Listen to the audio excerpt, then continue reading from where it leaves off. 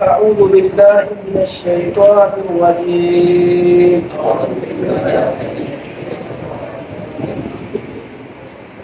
فإن آمنوا بمثل ما آمنتم به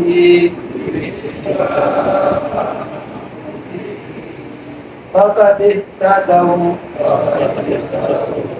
وإن تولوا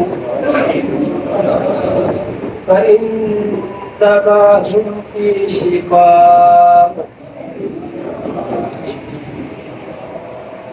فسيكفيكهم الله وهو السميع العليم. صبغة الله ومن أحسن من الله صبغة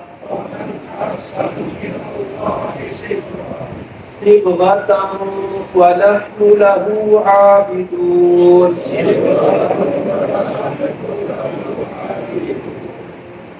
فَإِنْ آمَنُوا پھر اگر وہ ایمان لائے، پھر اگر وہ یعنی اہل کتاب یہودی عیسائی، پس اگر وہ ایمان لائے بِمِثْلِ مَا آمَنْتُمْ بِهِ اس چیز کے ساتھ کہ تم ایمان لائے جس کے ساتھ، بِمِثْلِ مَا آمَنْتُمْ بِهِ اس چیز کے ساتھ یا اس چیز کی مثل ایمان لائے تم اس کے ساتھ، فَقَدِ اهْتَدَوْا تو یقیناً وہ ہدایت یافتہ ہوئے، فَقَدِ اهْتَدَوْا تو یقیناً انہوں نے ہدایت کو پایا، ہدایت یافتہ ہوئے، وَإِن تَوَلَّوْا اور اگر وہ اعراض کرے، اگر انہوں نے منہ پھیرا،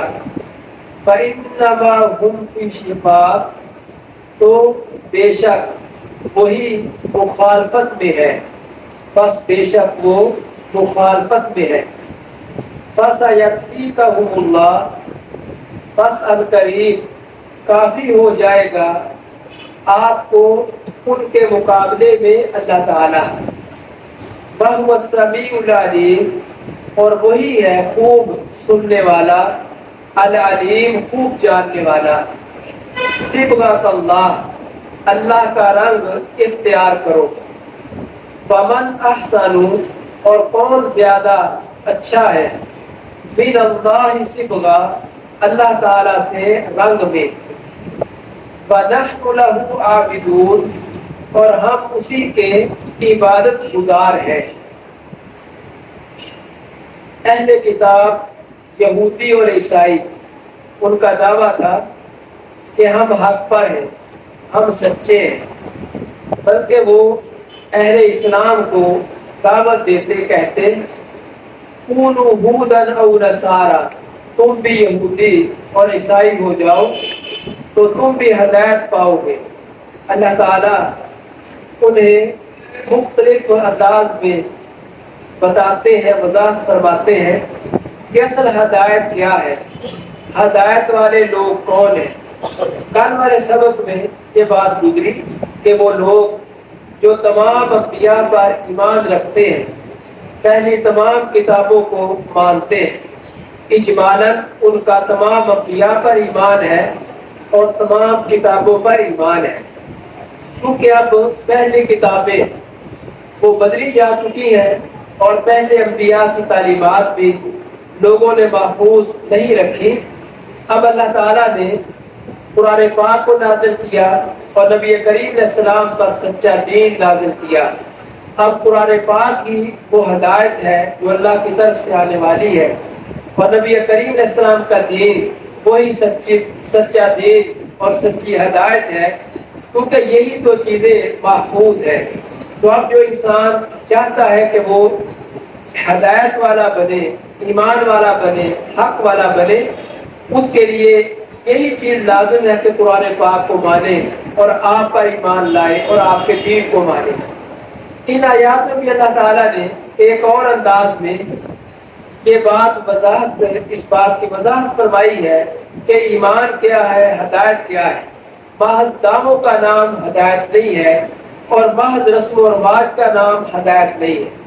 تو اللہ تعالیٰ نے فرمایا کہ ہدایت یہ ہے کہ جس طرح نبی کریم صلی اللہ علیہ وسلم کی امت اور اس امت کے سب سے پہلے مخاطبین ایمان لائے صحابہ اکرام، اگر تم بھی ان کی طرح ایمان لاؤ گے تو تم ہدایت والے بن جاؤ گے۔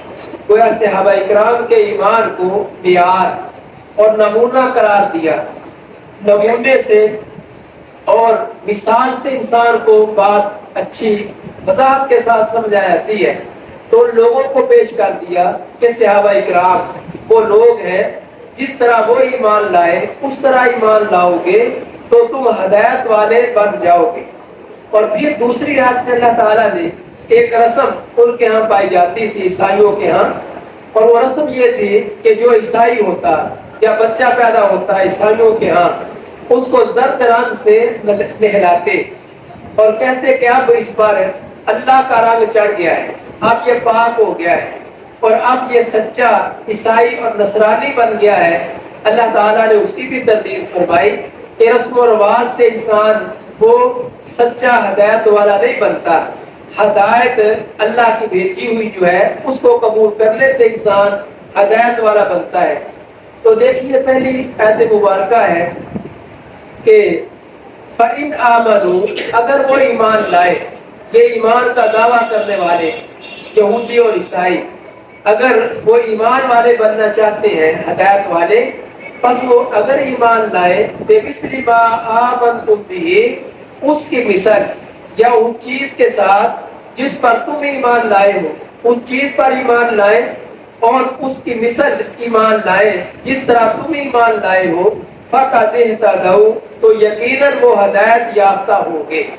اگر محض دعوے کرتے رہتے ہیں اور اس پر ایمان نہیں لاتے، فَإِن تَوَلَّوْا، اور اگر وہ اعراض کرتے ہیں، منہ پھیرتے ہیں، کام کرنے والا نہیں کرتے، ایمان لانے والا جو چیز ہے اس پر ایمان نہیں لاتے، فَإِن تَوَلَّوْا، اور اگر وہ اعراض کرتے ہیں، فَإِنَّمَا هُمْ فِي شِقَاقٍ، تو بس وہی ہے مخالفت میں، محض مخالفت میں اور ضد کے اندر وہ پڑے ہوئے ہیں، ہدایت پر نہیں ہے۔ فَسَيَكْفِيكَهُمُ اللَّهُ، نبی کریم صلی اللہ علیہ وسلم کو حوصلہ تسلی دی جا رہی ہے کہ آپ گھبرائیں نہ ان کی باتوں سے، چالوں سے، یہ شک پیدا کرتے ہیں، لوگوں کو اسلام سے دور لے جانا چاہتے ہیں، آپ اس سے گھبرائیں نہ۔ وقت وہ آنے والا ہے کہ یہ لوگ ختم ہو جائیں گے، ان کا زور ٹوٹ جائے گا اور اللہ تعالیٰ آپ کو کافی ہو جائے گا۔ اور وہ وقت آپ کی زندگی میں آ گیا کہ اللہ رب العزت نے نبی کریم علیہ السلام کو قوت اور شوکت سے نوازا۔